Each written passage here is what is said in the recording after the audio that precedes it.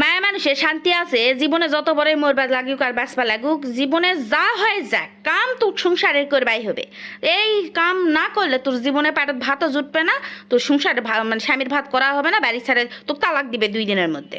তো আজকে যা হলো আর কি, এই আন্দা বাড়ির জন্য সব তো জোগাড় করে লিসি, তা তো লিসি লেই মুরগি কাটপা লাগে গেছে হাত কাটে, হাতের আঙ্গুল কি হয় আমি এখন আন্দা বাড়ি করমু।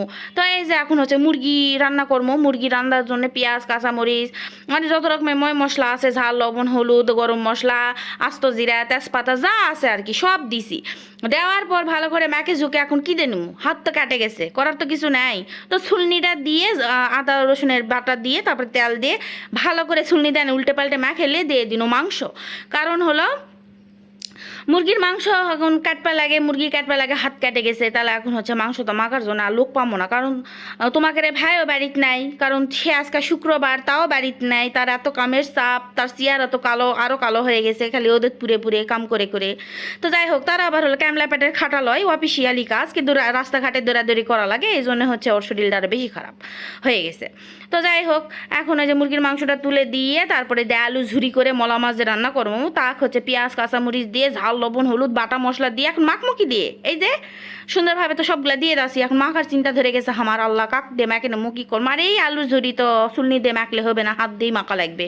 তারপরে ওই দেড়ালো গালক করে ইনকা ইনকা করে মতে মতে মানে মাখুছি, আর মনে মনে কষি শালা হলো মায়া মানুষের এরাই জীবন, এক পাঁচাও ধুসে যাক তাও সংসারে কাজ করবাই হবে। তো সংসারে কাম না করলে তুই কি করবো, কি করে খাবো, কিছু করে খাওয়ার উপায় নাই। তো আর কি করার, কষ্ট মষ্ট করে হাত দিয়ে ম্যাকে ঝুঁকে পানি দিয়ে এখন ওই যে মলার মাছ যেগুলো রান দিছে, এরা কিন্তু আমাকে গ্রাম্য ভাষাত ময়ার মাছ কয়। তো এই ময়ার মাছ দিয়ে আজকে ভাজি করবো। আর এদিকে কিন্তু যে গুস্তটা তুলে দিয়েছি নু, সেই গুস্তটা ভালোভাবে বলক এসে গেছে। এখন এগুলা হচ্ছে ভালোভাবে নাড়ে চাড়া আবার ঢাকনা দিয়ে ঢাকে রেখে দেবো কিছুক্ষণ রান্নার জন্যে। তো এই যে মাছের ভাজিও কিন্তু পানি শুকিয়ে গেছে, আর এই পানিটা হচ্ছে না করবা চাস না না মাখা মাখা করে তাকে হলো পানি শুকে যায়, লবণটা না বেশি হয়ে গেছে।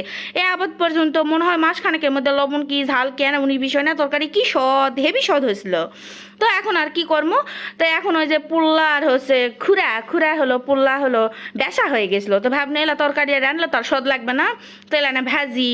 তো এই যে খুরা আর হচ্ছে পোল্লা ভাজার জন্যে ঝাল পেঁয়াজ ভেজে নিয়ে তারপরে একটি লবণ হলুদ আর আস্ত জিরা দিয়ে তেলানি করে নিয়ে এই পোল্লাগুলো এখন ভাজুছি। আর এদিকে কিন্তু মুরগির মাংসের যেলা পানি ছিল বিষ পানি ছিল, মানে মুরগির যে বিষ পানিটা সেটা ভালো করে মারে লিয়ে শুগে ফেলে দিয়ে তারপরে আবার গরম পানি ঢালে সিদ্ধ করে লিছি।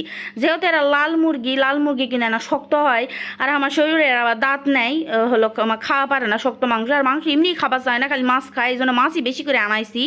আর এই তো আস্তে আস্তে আমার সব রান্নাবাড়ি হয়ে গেছে। এখন এই তো মাছের ভাজি, তারপরে হচ্ছে পোল্লা আলুর ভাজি, খুরার ভাজি, পাঙ্গাস মাছ, মুরগির মাংস সব রান্ধে একবার পরিবেশন করছি। আল্লাহ হাফেজ।